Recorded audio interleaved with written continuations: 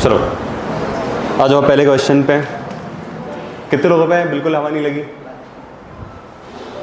मतलब नहीं, म्यूजिक बाद में, पहले क्वेश्चन में क्या ही म्यूजिक को आ जाना अभी से।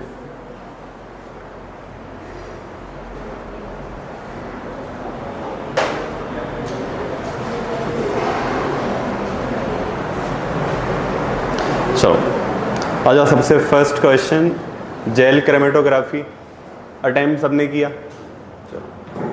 दो तीन चीज़ें थी काम की जो अपन को यहाँ पर लिखनी जरूरी थी।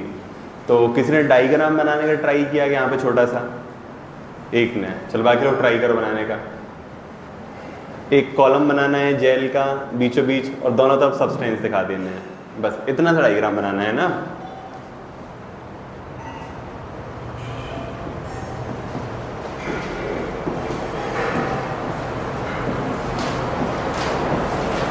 छोटा सा डायग्राम है कि ए और बी दोनों टाइप के पार्टिकल थे, बीच में अपने जेल का कॉलम था और अल्टीमेटली बाहर कौन सा आया, ए टाइप का, जो हमारे लिए डिजायर्ड था, जो हमारे लिए चाहिए था।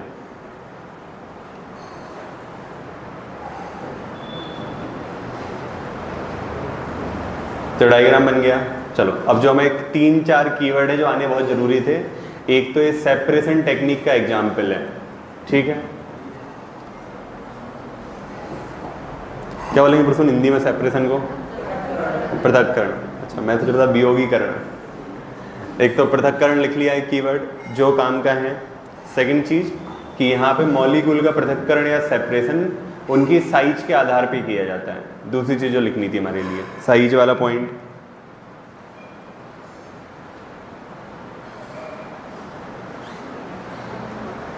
लिखा, साइज है वही आकार के आधार पे, ठीक है।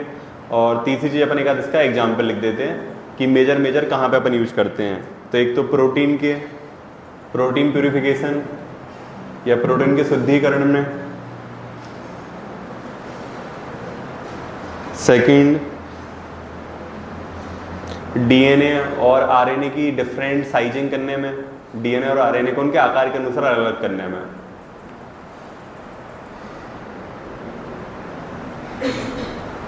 ठीक है। और यदि वर्तमान अनुप्रयोग लिखना है तो जो भी अपने फूड प्रोडक्ट होते हैं तो उनकी क्वालिटी टेस्टिंग में जेल क्रोमेटोग्राफी का यूज करते हैं अपने फूड प्रोडक्ट्स में। तो तुम्हारे तीन वहाँ पे प्रैक्टिकल एप्लीकेशन आ जाएंगे। और मैं तो कहूँगा पर्सनली कि सबसे पहले फूड प्रोडक्ट लिखना, थोड़ा सा सामने वाले को ज़्यादा लिंक होता है। कभी तुमने ऐसा कुछ नाम सुना है कि केले वेले पकाए जाते हैं कार्बाइड में, वो सब किसके एग्जाम्पल हो जाते हैं? जेल क्रोमेटोग्राफी के। कि बेसिकली हम एक लिक्विड के अंदर केले वगैरह को डाल देते हैं और वो अपने आप क्या हो जाता है, पोर्स के थ्रू पास होता जाता है। चलो सेकंड क्वेश्चन पे आ जाओ कि सह संयोजक बंध को परिभाषित कीजिए। सबने परिभाषित कर लिया होगा।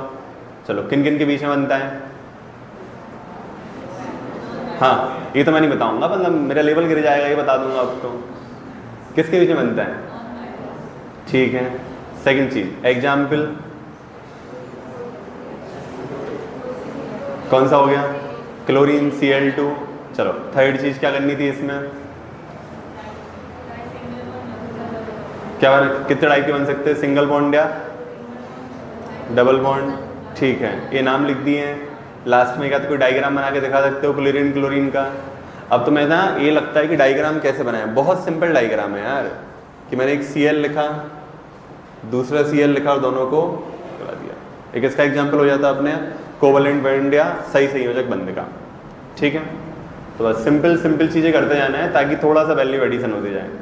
चलो नेक्स्ट आ जाओ, फ्रैक्शनल डिस्टिलेशन। इंग्लिश वालों के लिए माफ़ी, ठीक है, बेचारे वो आगे पगला गए होंगे, प्रवाही डिस्टिलेशन, ठीक है, समझ ही नहीं पाया होगा। फ्रैक्शनल डिस्टिलेशन नाम सुना है? ठीक है।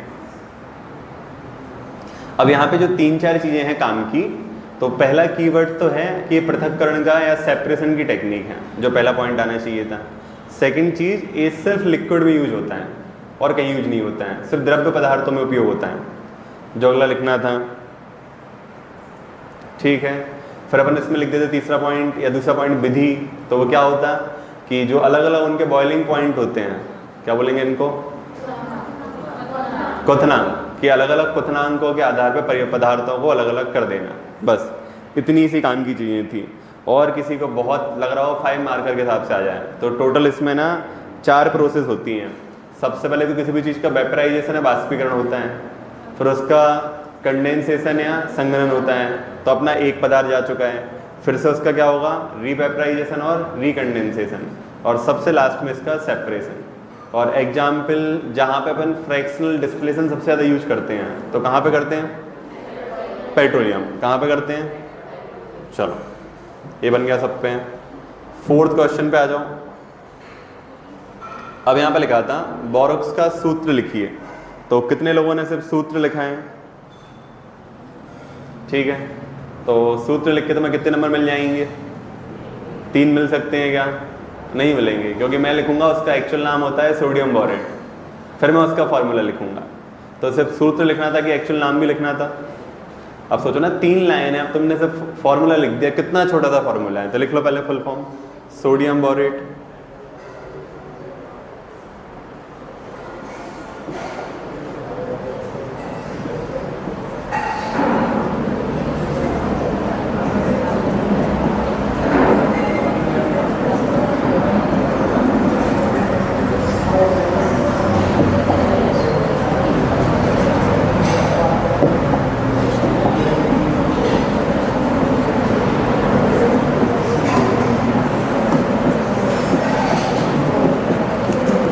ठीक है, तो एक फार्मूला ए है, एक और फार्मूला होता है OH का होल ट्वाइस, और वहाँ 4 हो जाएगा, और 10 की जगह कितने हो जाएंगे, ऑक्सीजन वाटर मॉलिक्यूल 8 हो जाएंगे।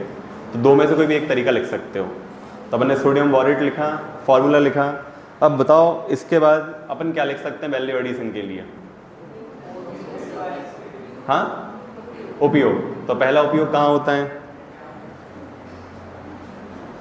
कहाँ पे, कुछ घर पे कपड़े वपड़े धोने पे कुछ आता है, एक लिक्विड सुना है, वो दाग निकालने वाला स्टेनर आता है, क्या नाम होता है, हाँ, एक दाग मिटाने वाला स्टेनर नाम सुना है, एक लिक्विड आता है वेनिश नाम सुना है। वेनिश बेसिकली किसका एग्जाम्पल है, बोरेक्स का। पहले तो दाग धब्बे दूर करने में, ठीक है, PSC के दाग धब्बे दूर नहीं हो पाते इससे, तो ज़्यादा उम्मीद मत करना, वो तो पढ़ाई से ही दूर हो पाएंगे। चलो अगली चीज, काला हिट नाम सुना है, काला हिट किसको निपटा देता है, कॉकरोचेस। तो लिख लो पेस्ट कंट्रोल में।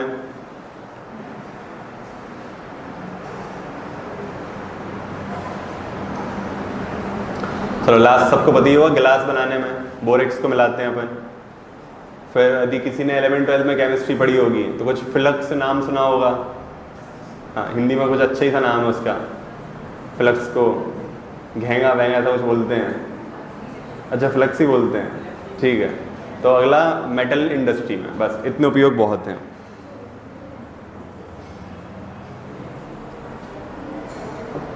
चलो नेक्स्ट क्वेश्चन पे आ जाओ, टिंडल इफेक्ट। तो क्या होता है टिंडल इफेक्ट, 2-3 चीज काम की थी, एक तो कोलाइडल सॉल्यूशन, दूसरी चीज लाइट, और लाइट की क्या करनी है, स्कैटरिंग, ठीक है। तो जब भी अपने यहाँ पे कोलाइडल सॉल्यूशन से लाइट जाएगी तो लाइट क्या हो जाती है, स्कैटर्ड होती जाती है, और उसकी वजह से मान लीजिए एक लाइट की बीम टाइप की दिखाई देती है, तो इसको अपन क्या बोलते हैं, टिंडल इफेक्ट बोलते हैं। फिर वो घर पे सबने देखे होगा, पुराने घरों में, आजकल तो नहीं दिखता है, खप्पर वाले घर होते थे, जैसे लाइट आती थी एकदम, तो सब किसके एग्जाम्पल थे, टिंडल इफेक्ट के।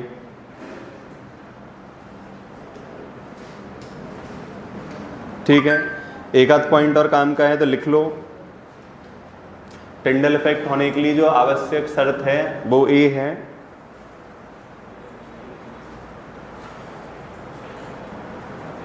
कि लाइट विजिबल लाइट होनी चाहिए। हाँ, विजिबल लाइट मतलब कौन सा पार्ट हो गया, कौन सा, इलेक्ट्रोमैग्नेटिक स्पेक्ट्रम में कौन सा हो गया, दृश्य मतलब कौन सा स्पेक्ट्रम होता है, UV ना, क्या और कुछ होता है, हाँ, इलेक्ट्रोमैग्नेटिक स्पेक्ट्रम में कौन सा होता है, विजिबल लाइट, हाँ, क्या क्या, अच्छा भले चला एक ही स्पेक्ट्रम का बनता है, ठीक है, चलो मान ले रहा, अभी अपन बताएंगे बाद में। चलो लिख लो, सेकंड कंडीशन लिखो कि जो भी अपने पास मैटर है उसकी वेवलेंथ ज़्यादा होनी चाहिए लाइट की वेवलेंथ से। कि जो अपने पास बेसिकली धूल के कण हैं, तो जब वो ऊपर नीचे डांस कर रहे हैं तो उनकी वेवलेंथ किससे ज़्यादा होनी चाहिए? लाइट की वेवलेंथ से ज़्यादा, तभी हमारे लिए वो दिखाई देगा। क्या बात है, मत जाओ ना हेट्रोजीनियस होमोजीनियस पे यार, और कंफ्यूज हो जाएगा सामने वाला। ठीक है, हेट्रोजीनियस तुम, हाँ क्या क्या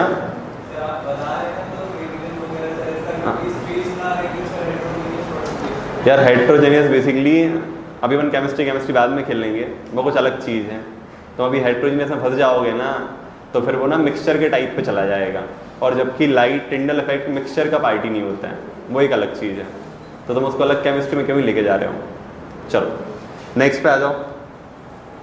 यहाँ पे थोड़ी सी दिक्कत हुई होगी, अक्रिय श्रेणी, बेसिकली इनर्ट सीरीज के बारे में बात कर रहे थे। ठीक है, तो इनर्ट सीरीज के बारे में 2-3 चीज़ें लिखनी सबसे पहले। तो अपनी केमिकल टेबल में कौन से ब्लॉक में आ जाती है? कौन सा ब्लॉक है? कौन सा? 18वां। चलो सेकंड चीज़, इनको अक्रिय क्यों बोलते हैं? क्योंकि इनका जो ऑक्टेव या अष्टक होता है, ये क्या होता है? पूरा भरा होता है। अगली चीज़, ये अन्य किसी से अभिक्रियाएं नहीं करती हैं।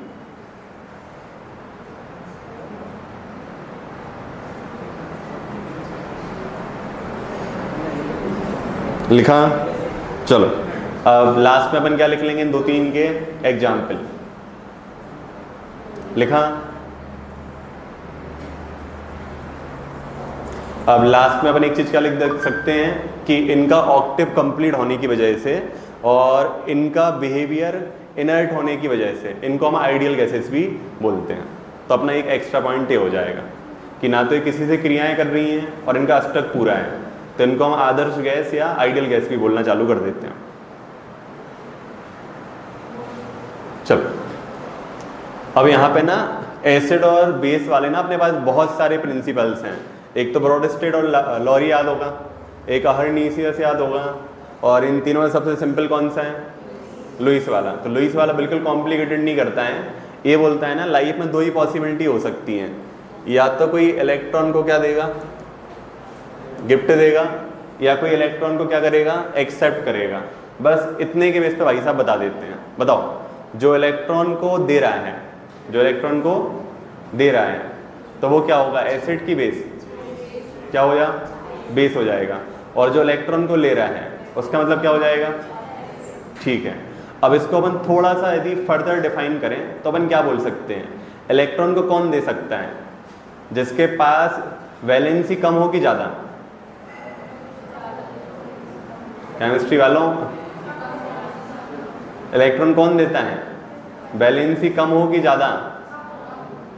क्या होगा? कम होगा। और इलेक्ट्रॉन को एक्सेप्ट कौन करता है? अरे खुद ही सोचो ना, मुझे इलेक्ट्रॉन एक्सेप्ट कब कर पाऊंगा? जब मेरे पास बैठने जगह होगी। यदि जगह भरी है तो मैं रख के क्या करूंगा? क्लियर हो गई कहानी? चलो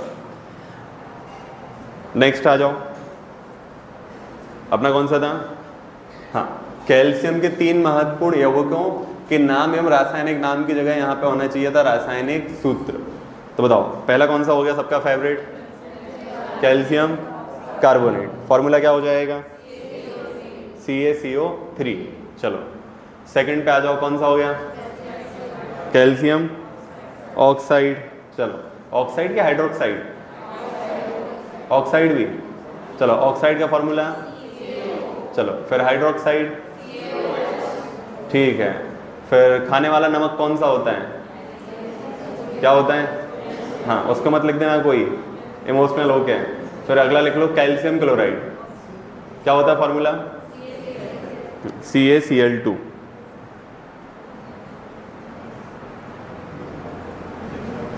चलो अब यदि किसी को लग रहा है और वैल्यू एडिशन करना है तो फिर क्या लिख सकते हो? इनके यूजेस। बाकी इतना वैल्यू एडिशन हो नहीं पाएगा। यदि किसी को लग रहा था तो फिर एक यूज लिखते जाना सब चीज़ों के।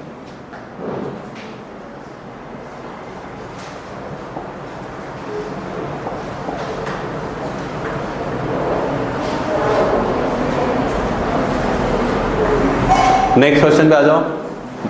हाँ, इंग्लिश वालों के साथ फिर विचारों के लिए 1 आध मिनट के लिए शांति।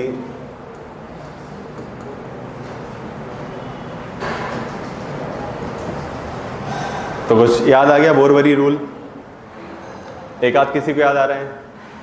बताओ। तो बोरवरी ने क्या बताया था कि इलेक्ट्रॉन कहीं भी भरे जाते हैं कि कुछ एक फिक्स क्रम में भरते हैं। हाँ, बोरवरी नियम एक आध किसी को पता है? चलो 2-3 लोग को बताएं। हाँ, पहला नियम दिया था कि जो इलेक्ट्रॉन्स भरे जाएंगे ना वो असेंडिंग ऑर्डर भरे जाएंगे। इसका मतलब जो पहले आएगा उसको पहले भरेंगे असेंडिंग ऑर्डर। ठीक है, बड़े क्रम में। और दूसरा दिया था कि कोई भी जो सेल रहेगा ना उसमें 8 से ज़्यादा नहीं भरे जा सकते। 8 से ज़्यादा। और एक और उन्होंने दिया था, फॉर्मूला दिया था 2n²। कौन सा दिया था? 2n²। ये तीनों चीज़ें लिख ली हैं, सबने लिखी है। चलो, डायग्राम बन सकता था क्या? नहीं बनाना था। ठीक है, अब बना लिया है, अच्छी बात है। उसके लिए अपन यहाँ पे एग्जाम्पल ले लेते हैं। कोई भी तुम एलिमेंट ले लेते, कैल्शियम ले लेते, मैग्नीशियम ले लेते और अपन बताते कि बोरवरी नियम के अनुसार उसमें इलेक्ट्रॉन का कॉन्फ़िगरेशन कैसे बढ़ता जाएगा। ठीक है, बढ़िया डायग्राम बना के दिखा देते हैं कि के अपना शेल्फ क्या होता है, एल क्या होता है, एम क्या होता है, एन क्या होता है और कैसे कैसे उसमें इलेक्ट्रॉन आते जा रहे हैं। तो अपन डायग्राम की जगह उसको एग्जाम्पल्स के थ्रू जस्टिफाई कर देते हैं। चलो, जिन्होंने नहीं बनाया कोशिश करो बनाने की। कोई भी एक एलिमेंट ले लो जो भी तुम्हें अच्छा लगता हो। ठीक है, कुछ भी अच्छा नहीं लगता हो जीवन में तो फिर कैल्शियम ही ले लो जो पहले लिखा था। चूना लगा लो जीवन में अपने आप को आज।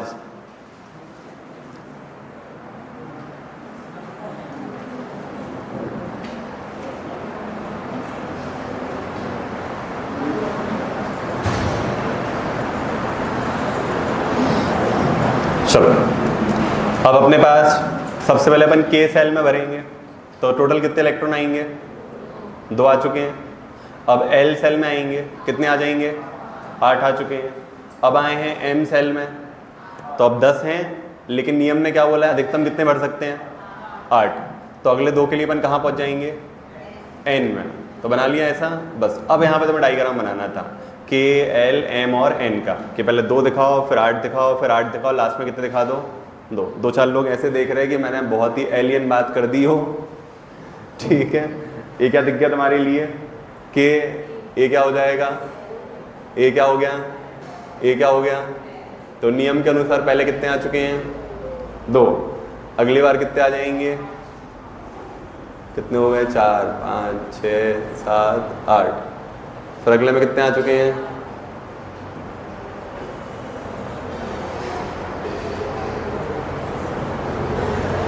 और लास्ट में कितने आ जाएंगे? बस ऐसा बनाना है। बन गया?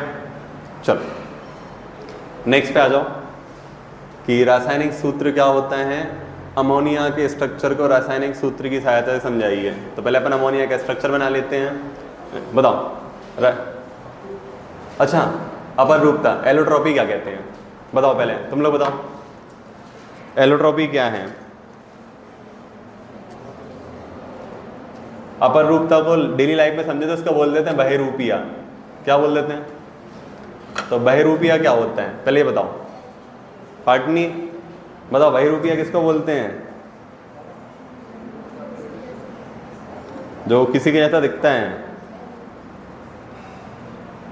हाँ, बहिरूपिया किसको बोलते हैं? बहिरूपिया में आदमी बदलता है कि रूप बदलते जाते हैं? तो सेम अपर रूपता में केमिकल बदलता है कि उसकी अपीयरेंस और केमिकल कंपोजिशन बदलता जाता है। तो बेसिकली कोई भी एलिमेंट ना जो अलग अलग टाइप की कंपोजिशन को दिखाता जाए या अलग अलग टाइप की फिजिकल अपीयरेंस को दिखाता जाए तो उसकी इस क्वालिटी को अपन क्या बोलते हैं? एलिट्रॉपी। क्या बोलते हैं? ठीक है, एलोट्रॉपी या फिर अपर रूपता। चलो, अब अगली चीज यहाँ पे जो काम की है, जब भी अपने यहाँ एलोट्रॉपी चेंज होती है तो सिर्फ फिजिकल अपीयरेंस चेंज होती है, केमिकल भी? क्या होता है? हाँ, फिजिकल हमेशा होता है, बट कुछ कुछ केसेस में क्या भी चेंज हो जाता है? केमिकल भी। तो दोनों टाइप की अपीयरेंस चेंज हो जाती है, फिजिकल भी और केमिकल भी। चलो फिर आ जाओ अपन लोग एग्जाम्पल पे। तो कार्बन का लिखना था, तो कौन कौन से एलोट्रॉप हो गए? पहला डायमंड, फिर सेकंड ग्रेफाइट, उसके बाद ग्रेफीन, फिर फुलेरीन, उसके बाद हाँ कोक, काजल, अच्छा चारकोल, चारकोल, ठीक है, चलो लिख लिया। हिंदी में पता नहीं है, एक अभी रिसेंट डिस्कवरी है 2020 का जिसको नोबेल प्राइज से रिलेटेड थी, तो इसको बोलते हैं, लिख लो नाम, amorphous carbon, AMORPHOUS, amorphous carbon, AMORPHOUS।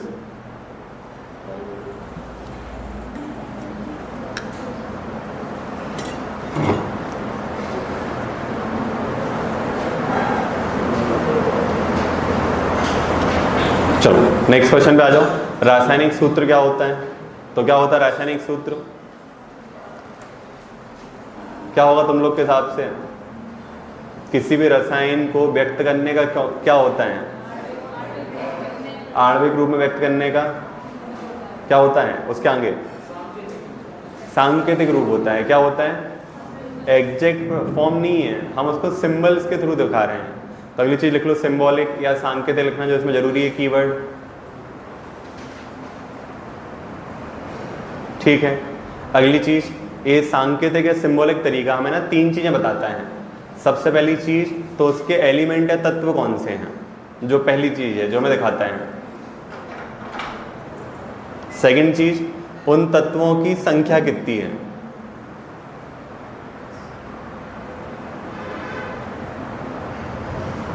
और थर्ड चीज यदि वो बंध बनाएंगे तो वो किस प्रकार के बंधों के साथ जुड़ सकते हैं। तो ये 3 चीजें हमें दिखाता है किसी चीज का केमिकल फॉर्मूला या रासायनिक सूत्र। चलो फिर अपने को लिखना था अमोनिया, तो फॉर्मूला क्या हो जाता है?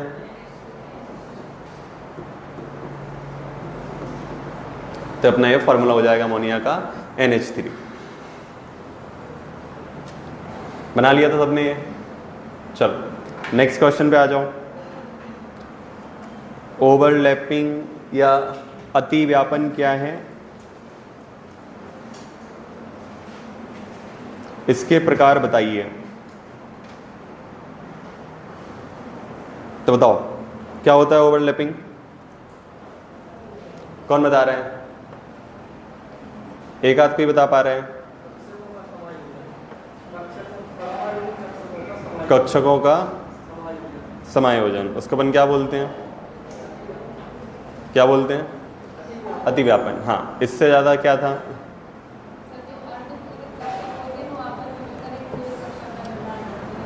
ठीक है, अर्धपूरक कक्ष मिलकर क्या बना लेते हैं? पूरक कक्षों का निर्माण कर लेते हैं। ठीक है, 2 चीज हो गई हैं। हाँ, अब सिग्मा पाई बॉन्ड मत बोल देना, अगला क्वेश्चन लिखा है आगे। और क्या बच रहा है? कितने लोगों ने लिखने का कोशिश की है? चलो पुराने लोग लिख पा रहे हैं, नए लोग बेचारे हैरान परेशान उनको लग रहा पहले तो व्यापन नहीं पता था क्या था, अब अति व्यापन और हो गया है। हाँ, और क्या वैल्यू एडिशन हुआ है?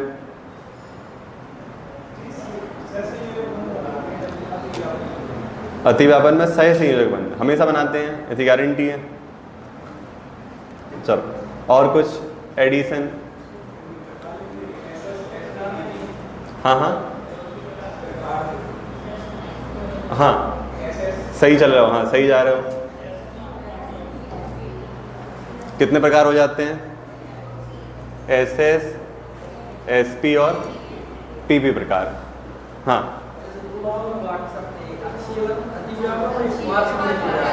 ठीक है, चलो ये पहुंच चुका है NCERT में अब।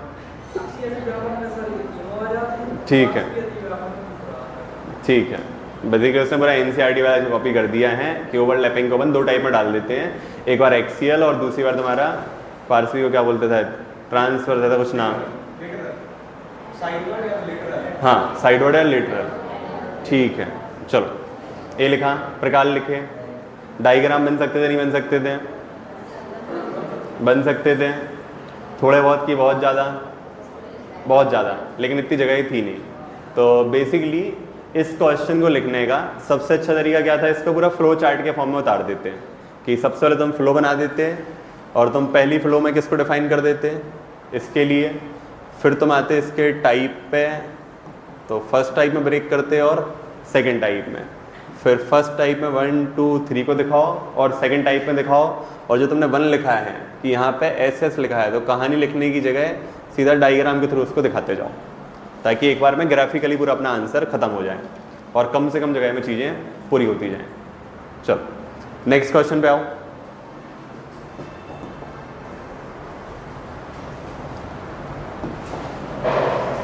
उत्क्रमणीय और अनुत्क्रमणीय, रिवर्सिबल और इरिवर्सिबल केमिकल रिएक्शंस के बारे में बताना है। तो कितने लोगों ने 2 कॉलम बना के लिखा है? बिल्कुल नहीं लिखना था, उसने बिल्कुल अंतर नहीं पूछे हैं, उस भाई ने बहुत प्यार से पूछा है, उनकी विवेचना कीजिए, समझाइए। अब तुम यहाँ भी अंतर लिखोगे, अंतर में भी अंतर लिखोगे, तो मतलब करोगे क्या? कितने लोगों ने अंतर के फॉर्म में लिखा था? बस एक ने एक्सेप्ट कर लिया, लिखा तो मतलब बहुत सारों ने, चेहरे की मुस्कुराहटें बता रही हैं। ठीक है, तो ऐसा कुछ भी उसमें नहीं करना था, बढ़िया अपने लिए लिखते जाना था। तो पहले अपन इंट्रोडक्शन दे देते हैं कि किसी भी प्रकार की रासायनिक अभिक्रिया की दिशा के आधार पर उसे 2 भागों में बांटा जा सकता है। पहले अपन क्या लिख देते हैं, उसकी रासायनिक अभिक्रिया की दिशा के आधार पर 2 भागों में बांट सकते हैं। ठीक है, फिर अपन एक को बोलते हैं एक दिशीय और दूसरे को द्विदिशीय, कि सिंगल डायमेंशनल और बाई डायमेंशनल। फिर अपन उसमें डिफाइन कर देते हैं कि हमारा कौन सा हो गया रिवर्सिबल और कौन सा हो गया इरिवर्सिबल। फिर इनकी अपन प्रॉपर्टीज लिखते जाते हैं और एग्जाम्पल लिखते जाते हैं। एग्जाम्पल सबको बताइए, बताओ केमिकल चेंजेस कहाँ पे होते हैं, रिवर्सिबल में कि इरिवर्सिबल में? ठीक है, फिजिकल चेंज कहाँ पे होते हैं? कहाँ पे फिजिकल चेंज कहाँ पे हो रहे हैं? कि दोनों में? दोनों में हो जाएगा, ऐसे मत करवाओ, दोनों में करवाना है। ठीक है, चलो फिर नेक्स्ट क्वेश्चन पे आ जाओ। आयनाइजेशन एंथैल्पी बताओ, एक आध कोई लिख पाया है? आयने बताओ मन। अच्छा एक लाइन में है, ठीक है।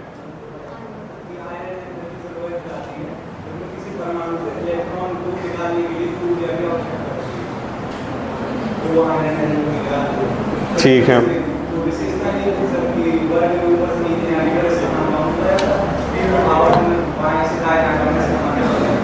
ठीक है, हाँ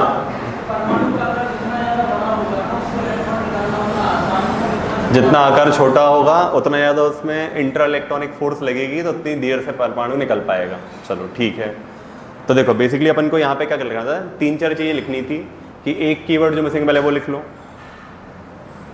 इसको आयनन ऊर्जा भी कहते हैं या आयनाइजेशन एनर्जी बोलते हैं इसी को।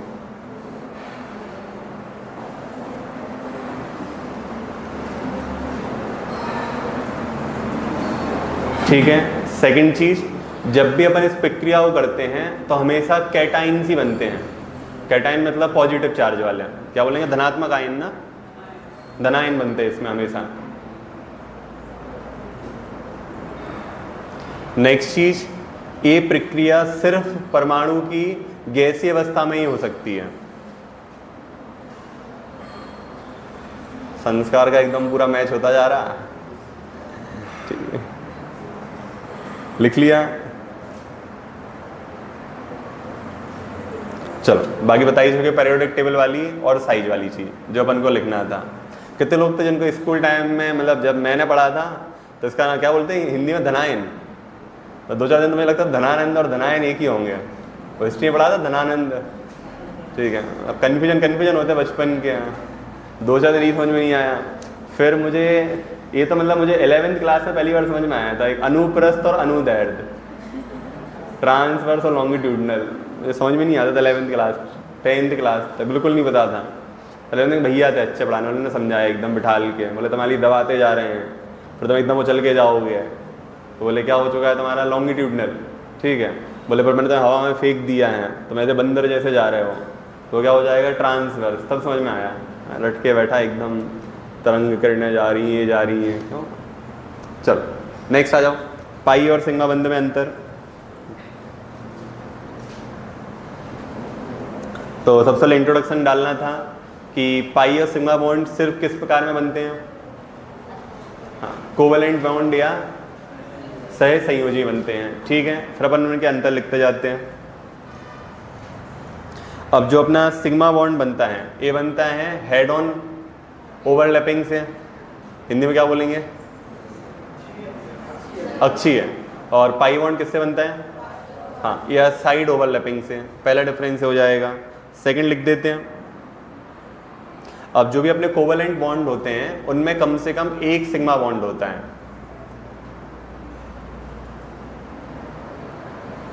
ठीक है। और पाई बॉन्ड अपने मल्टीपल के फॉर्म में चलते जाते हैं, 2 3 कुछ भी हो सकते हैं। जो नेक्स्ट डिफरेंस लिखते हैं वो अपन लिखते हैं स्ट्रेंथ की बेसिस पे कि ज़्यादा मजबूत बंध कौन से होते हैं, सिग्मा, और कम मजबूत कौन से होते हैं, ठीक है। नेक्स्ट आ जाएंगे, ठीक है। जो सिग्मा बॉन्ड होते हैं इनके रोटेशन फ्रीली होते हैं, और पाई बॉन्ड के आसपास इलेक्ट्रॉन की डेंसिटी बहुत ज़्यादा हो जाती है, तो ये फ्री रोटेशन को अलाउ नहीं करते हैं।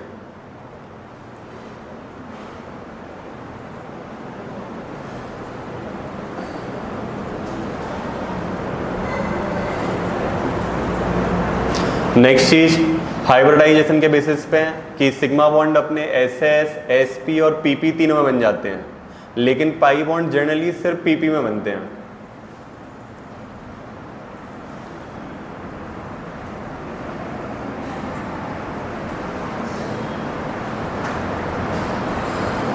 बस इससे ज़्यादा मुझे भी नहीं मिल पाए।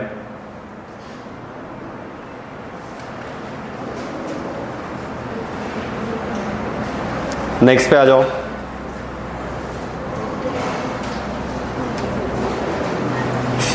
अब कौन सी थ्योरी पूछ ली है यहाँ पे, वैलेंसी बॉन्ड थ्योरी।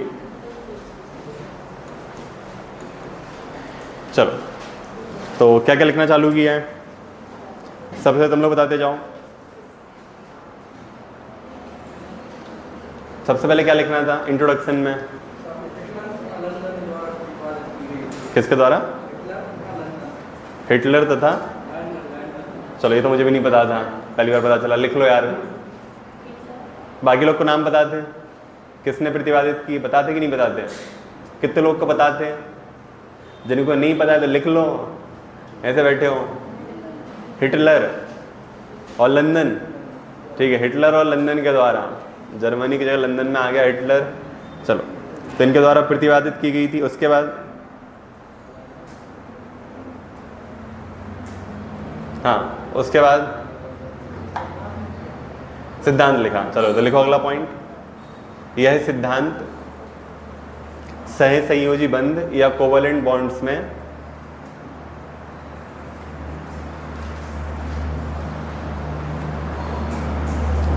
आने वाले इलेक्ट्रॉन, सॉरी क्या बोलेंगे, इलेक्ट्रॉन नहीं, एटम्स, परमाणु, अणु क्या बोलेंगे हिंदी में एग्जैक्ट, परमाणु, तो लिखते जाओ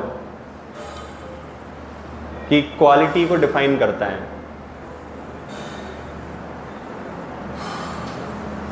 और सेकंड चीज ये बताता है कि किस प्रकार से इलेक्ट्रॉनों की आपस में शेयरिंग हुई है या किस प्रकार से इलेक्ट्रॉन बांटे गए हैं, तो उसके बारे में बताता है। नाम गलत है, लायस, ठीक है, इंटरनेट पे है। चलो बाद वाले, पहले वाले अपन अभी बाद में क्लास का ब्रेक लेंगे 2 मिनट का, फिर एकदम फाइट चालू करेंगे, जो भी जीत गए वो अपन मान लेंगे, जो हार गए उनको हटा देंगे। चल लिखा,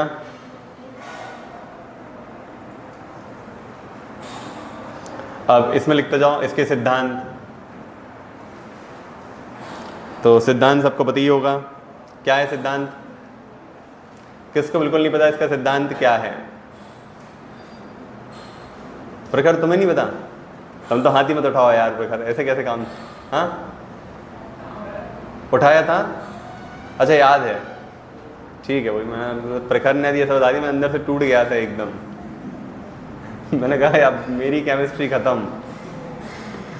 चलो, तो बेसिकली इसमें जो पहला प्रिंसिपल होता है इसको बोलते हैं एटॉमिक ऑर्बिटल ओवरलैपिंग।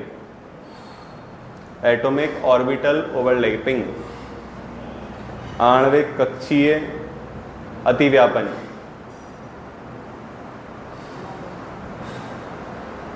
तो ये सिद्धांत क्या बोलता है, जब भी दो एटम पास में आते हैं ना, तो जो भी उनके कक्ष होंगे वो आपस में क्या करेंगे, अतिव्यापन करेंगे और एक प्रकार का बंध बनाएंगे। तो ये इसका पहला सिद्धांत हो जाता है। अब क्या होगा कि जो हमारे पास एक नई कक्षा बनेगी तो उसमें हमारे पास अधिकतम इलेक्ट्रॉनों के उपस्थित होने की संभावना बढ़ती जाती है। तो जो नई कक्षा बनेगी वहां पे क्या बनेंगे, अधिकतम इलेक्ट्रॉन बनेंगे। चलो, लिख लिया पहला। सेकंड लिख लो। सेकंड सिद्धांत में होता है कि अब यहां पे सह संयोजक बंध बनने चालू हो जाते हैं। अब क्या हुआ था, जो अपने पास ओवरलैपिंग या अतिव्यापन वाला स्थान था, तो वहां पे जो भी इलेक्ट्रॉन आए थे ये आपस में क्या बनाते जाएंगे, एक दूसरे से कोवलेंट बॉन्ड्स या सह संयोजक बंध।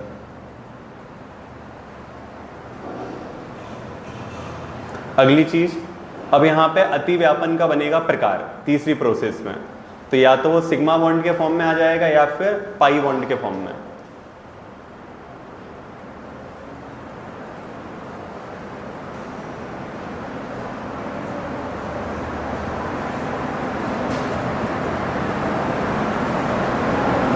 लिखा। और सबसे लास्ट में हो जाएगा यहाँ पे संकरण या हाइब्रिडाइजेशन। तो बस इन चार कॉन्सेप्ट में अपनी पूरी कहानी खत्म हो जाएगी। ठीक है, अब आ जाओ इसकी सीमाओं पे। तो सबसे पहली इसकी सीमा क्या है, क्या लग रहा है कि इसकी एप्लीकेबिलिटी है ना, या इसके जो अनुप्रयोग हैं बहुत लिमिटेड होते हैं। तो जब अपन सिंपल एलिमेंट की बात करते हैं तो काम करती है, और जैसे ही कॉम्प्लेक्स पे जाते हैं तो काम करना बंद कर देती है। तो पहली लिमिटेशन इसकी है कि ये साधारण अणुओं पे काम करती है, ना कि जटिल।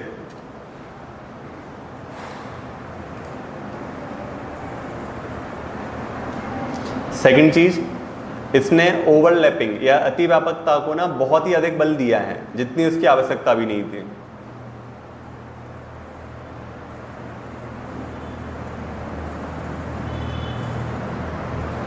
अगली चीज, इसके द्वारा हम परमाणु या अणुओं के आकार के बारे में कुछ भी नहीं बता सकते हैं। ये सिर्फ बॉन्ड के बारे में बताएगा, आकार के बारे में कुछ भी नहीं बताएगा।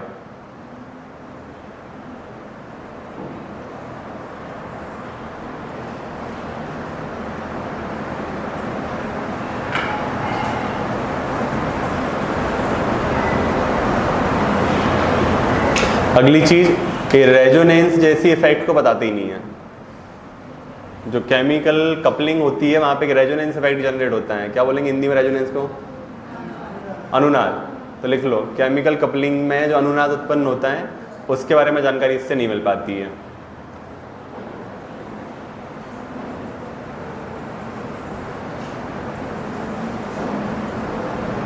ठीक है, अगली चीज, ये ना क्वालिटी पे ध्यान देता है, ना कि क्वांटिटी पे।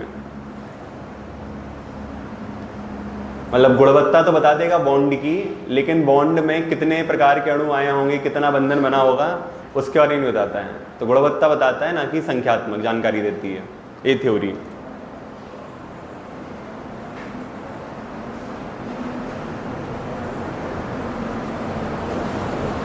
लिख लिया। चलो नेक्स्ट आ जाओ।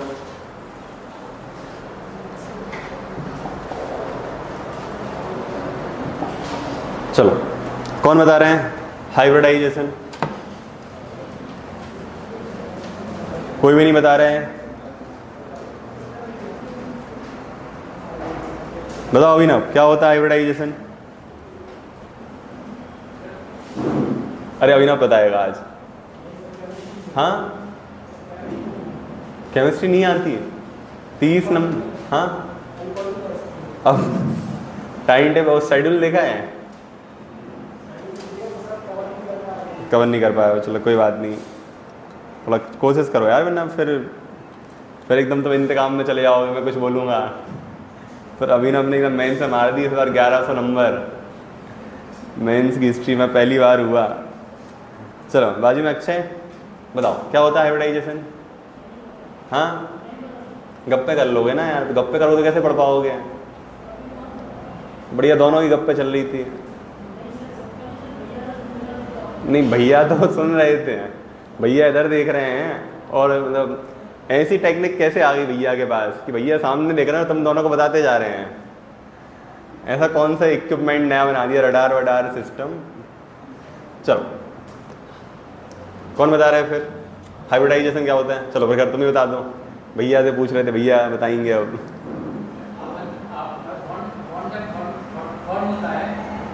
लगभग समान ऊर्जा के ऑर्बिटल्स होते हैं, उनकी ऊर्जा के पुनर्वितरण होंगे नए से बनते हैं, जो एग्जैक्ट समान ऊर्जा के होते हैं और संख्याओं में भी समान होते हैं। ठीक है, एक ऊपर सेंटर कहलाता है। ठीक है, सबको समझ में आ गया? चलो अब यहाँ पे एक चीज़ लिख लो, जो यहाँ पे लिखना था काम की चीज़। अब यहाँ पे ना जब भी संकरण होता है ना, तो वहाँ पे बंधुता या बॉन्डिंग हमेशा मैक्सिमम हो जाती है। तो लिख लो बंधुता यहाँ पे हमेशा अधिकतम हो जाती है संकरण के बाद।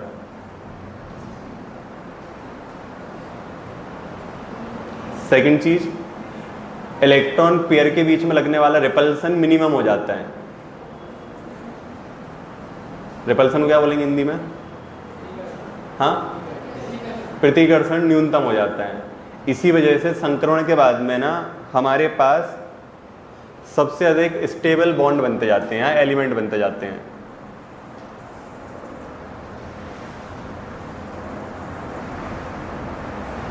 चलो फिर अपन इसके प्रकार पे आएंगे और वहां पे डायग्राम बनाने हैं। तो सबसे पहला कौन सा हो जाता है? एसपी। तो एक एस आएगा और दूसरा कौन सा आएगा? पी। डायग्राम क्या हो जाएगा? लीनियर, और एंगल कितना हो जाएगा? 180 डिग्री। चलो सेकंड आ जाओ, sp2। तो इसमें एक s होगा और दूसरा कौन सा हो जाएगा? 2p। तो एक ट्राइंगुलर बन जाएगा और एंगल हो जाएगा 120 डिग्री।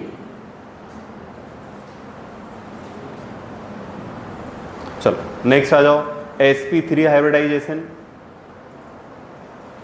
अब यहाँ पे एक s और 3 p आएंगे और टेट्राहेड्रल स्ट्रक्चर बन जाता है और एंगल हो जाएगा 109 डिग्री।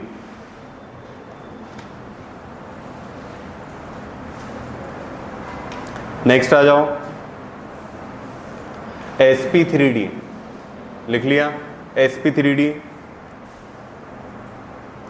अब यहाँ पे जो अरेंजमेंट हो जाएगा इसको बोलते हैं ट्राइंगोनल बाईपिरामिडिकल। ट्राइंगोनल बाईपिरामिडिकल।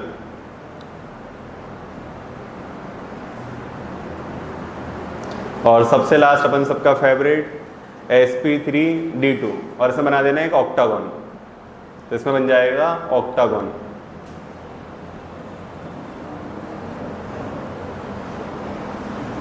चलो फिर फर्स्ट आ जाओ अपन। यहाँ पे अपन को बताना था कि इन सब के स्ट्रक्चर और एंगल बताना है। तो पहला अपना कौन सा है? BeCl2। तो बताओ Be की वैलेंसी कितनी है? 1s2। और हाँ, Be कितने नंबर पे आता है? 4 नंबर पे है। तो वैलेंसी कितनी होगी? 4। बताओ, इतना सिंपल है। 1s2 उसका कौन सी आती है? 1s2 के बाद कौन सा आ जाएगा? 2s2। अगले आइटम इसके साथ किसके आ रहे हैं? क्लोरीन के। तो बताओ कौन सा हाइब्रिडाइजेशन हो जाएगा? sp। कौन सा होता है? अब sp बन चुका है तो एंगल कितने डिग्री का होगा? 180 डिग्री का। कितने डिग्री का होगा? चलो सेकंड आ जाओ, BCl3 पे। तो अब बोरोन का कितना हो जाता है? कितना हो जाता है? 5 हो जाता है। तो यहाँ पे जो हाइब्रिडाइजेशन होगा तो वो हो जाता है sp2 टाइप का। तो sp2 में एंगल कितना हो जाता है? 120। कितना हो जाएगा? चलो नेक्स्ट आ जाओ, अपना CH4। अब यहाँ पे कौन सा हो जाएगा? sp3 टेट्राहेड्रल और एंगल 109। चलो नेक्स्ट आ जाओ, PCl5। अब यहाँ पे क्या हो जाएगा, sp3d और लास्ट में sf6 sp3d2। चलो अब कितने लोग हैं जिन पे अपना हाइब्रिडाइजेशन वाला और ये स्ट्रक्चर नहीं बने हैं? ऐसे हाथ उठा लो, कोई शर्म वाली बात नहीं है। बन गए तभी ना? अच्छा तो हाथ उठा लो ना, ठीक है। जिन पे नहीं बनाए हैं तो अपन कोई चीज़ जाके रटनी है कि नहीं रटनी है? बिल्कुल नहीं रटनी है। देखो इधर तक की तुम्हें कहानी याद हो जाए ना तो चलना, इस कहानी को चलने के चक्कर में बिल्कुल मत जाना। ये बात मैं क्यों कह रहा हूँ ना कि तुम ना भी किसी 12th पास बच्चे के पास चले जाओ, जिसने 12th पास कर ली होगी, वो भी तुम्हें बता नहीं पाएगा कि स्ट्रक्चर क्या होगा। तो ये बेस लेवल की चीज़ नहीं है, थोड़े से अपर लेवल की है। तो अपन उस चीज़ पे काम करो जो अपने लिए अप्रोचेबल है। तो अप्रोच वाला पार्ट अपने लिए कौन सा था? बस यहाँ के उसके टाइप तक, इनके स्ट्रक्चर चेक वैक करना बिल्कुल नहीं बनना है, ठीक है। और इवन मैं तो ये भी गारंटी देने के लिए तैयार हूँ कि यदि एमपी में 50,000 सीटें होंगी इंजीनियरिंग की, तो हार्डली 600-700 इंजीनियर होंगे जो स्ट्रक्चर बता पाएंगे इनके। मतलब मैं इंजीनियरिंग कॉलेज की बात कर रहा हूँ। तो कौन सी ट्रिक? तो चलो फिर ट्रिक किससे सीखनी है? हाँ मुझे नहीं पता ट्रिक पर, अपन तो स्कूल वाला तरीका पता है एकदम, ठीक है। तो अपन ट्रिक सीखेंगे फिर अपन इसको देखते हैं। चलो लास्ट में आ जाओ, मिश्र धातु। अब यार यहाँ पे क्वेश्चन पढ़ो ध्यान से। अब ये 11 मार्क में दिया है, तो क्या लग रहा है 11 मार्क के हिसाब से होना चाहिए नहीं होना चाहिए? बिल्कुल नहीं होना चाहिए। लेकिन याद करो एक लास्ट में एक क्वेश्चन आया था अभी मेंस में 11 नंबर में, हाँ कौन सा आ गया था? एंट्रोपी के अलावा एक और याद करो। चलो पीएच स्केल याद आ गया यार। पीएच स्केल को जब 11 नंबर में लिख सकते हो तुम, तो इसको तो लिख ही सकते हो। मतलब दुनिया जहान के एग्जाम्पल है तुम्हारे पास, ठीक है। चलो अपन चालू हो जाएं, बताओ। तो एलॉय में सबसे पहला पॉइंट क्या लिखोगे? Homogeneous, heterogeneous. अब आ सकता है, बताओ दर्शित क्या आएगा? Alloy homogeneous, heterogeneous?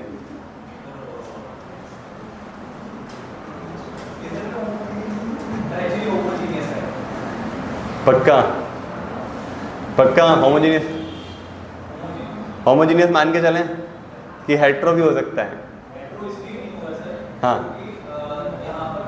जो भी प्रोडक्ट अगर बना रहे हैं सर, जैसे स्टील का, तो हमेशा सर उसके जो मॉलिक्यूल्स है सर वो फिक्स है सर, इस वजह से। क्लियर हो गई कहानी?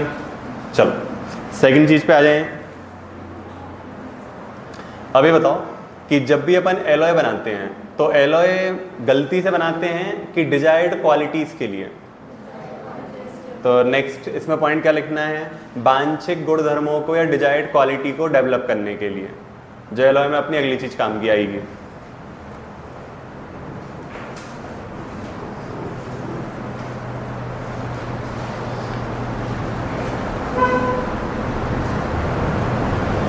नेक्स्ट चीज, अगली चीज जो है, हमेशा एक एलॉय की क्वालिटी दूसरे एलॉय से क्या होगी? हमेशा भिन्न होगी।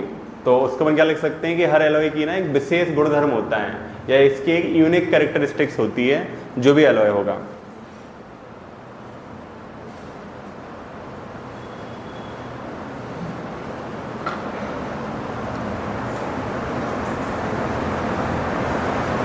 चलो फिर अपन लिख सकते हैं अपने यहाँ पे अगली बार मिश्र धातुओं के प्रकार। तो किसी को पता है प्रकार कितने होते हैं? एक आध कोई नहीं? चलो लिखो। पहला प्रकार सब्स्टिट्यूशनल एलॉय। सब्स्टिट्यूशनल क्या बोलेंगे? प्रतिस्थापित। प्रतिस्थापित मिश्र धातुएं।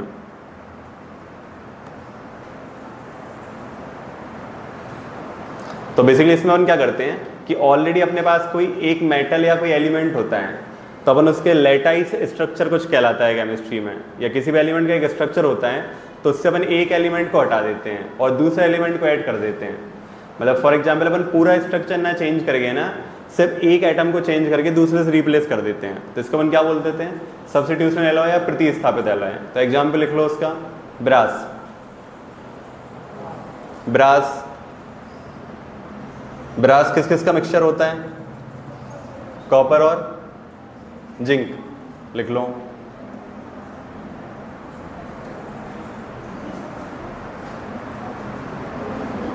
सेकंड लिखो इंटर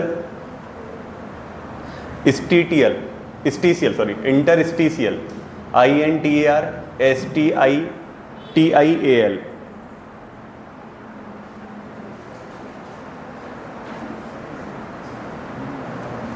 अब इसका मुझे हिंदी देखने दो।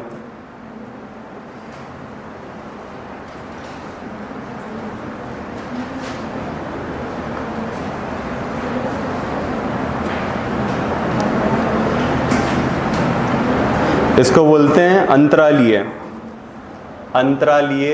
मिश्र धातु। अंतरालीय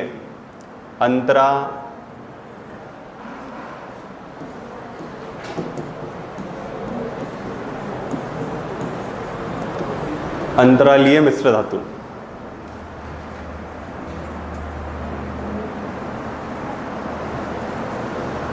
अब इसमें क्या होता है कि अपन कुछ भी नहीं करते हैं, जो भी अपना एटम का स्ट्रक्चर होगा उसके बीच में कुछ ना कुछ स्पेस होंगे, तो उस स्पेस के बीच में अपन छोटे छोटे एटम को क्या करा देते हैं, एंटर करा देते हैं। तो लिख लो, इसमें अपन किसी भी बड़े स्ट्रक्चर वाले में छोटे छोटे एटम को फिक्स करा देते हैं। एग्जाम्पल लिख लेना स्टील, कि आयरन के स्पेसेस में अपन कार्बन को एंटर करा देते हैं। स्टील लिख लो।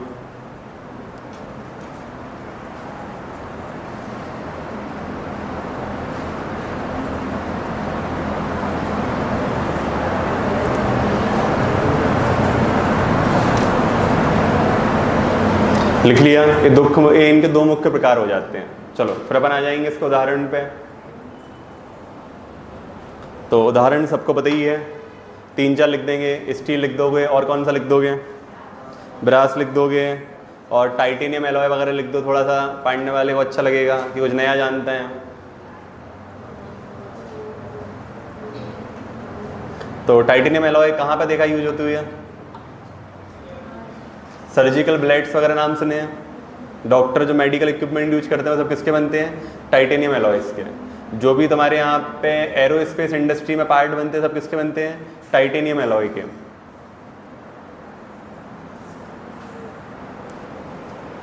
अब विस्तार से विवेचना करनी है तो अपन लिखते जाएंगे इनके लाभ।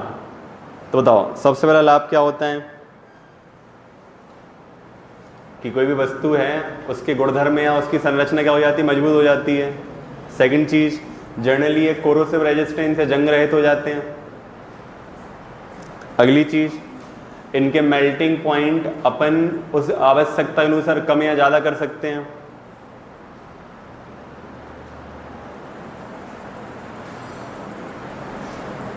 नेक्स्ट चीज, अपने अकॉर्डिंग प्रॉपर्टीज को चेंज कर सकते हैं। नेक्स्ट चीज, ड्यूरेबिलिटी बहुत ज़्यादा होती है, या इनका जो जीवन चक्र होगा वो बहुत ज़्यादा होगा। अगली चीज, रिसाइक्लेबल वैल्यू होती है, या पुनर्चक्रीय होते हैं।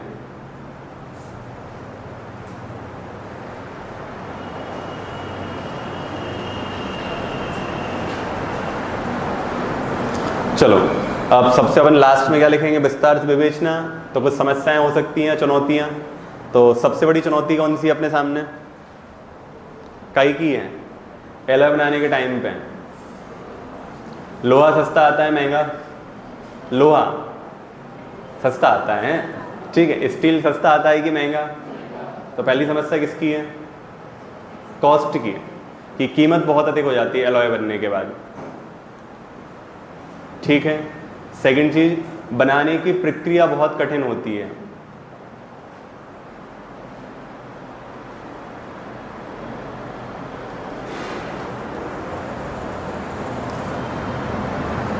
लिखा। चलो अगली चीज, पर्यावरण प्रदूषण को बढ़ावा देते हैं। प्रोसेसिंग में बहुत सारी हार्मफुल गैसेस निकलती जाती हैं। लिखा। अगली समस्या कौन सी? वेट लूज इंडस्ट्री हो सकती है। मतलब वो अपन बेसिकली कमी की जगह है ना, मतलब कमी अपन ऐसे लिख रहे हैं कि ब्रॉडर सेंस में लिख रहे हैं। चलो अगली समस्या, बताओ क्या होगा? थोड़ा सोचो, प्रैक्टिकल लाइफ वाली चीज है। नेक्स्ट जो सबसे बड़ी प्रॉब्लम है एलॉयज की, क्या लगता है कि हर देश के पास समान मात्रा में होंगे कि असमान मात्रा में? तो उसको ऐसा लिखो कि तकनीकी निर्भरता को बहुत ज़्यादा बढ़ावा देते हैं,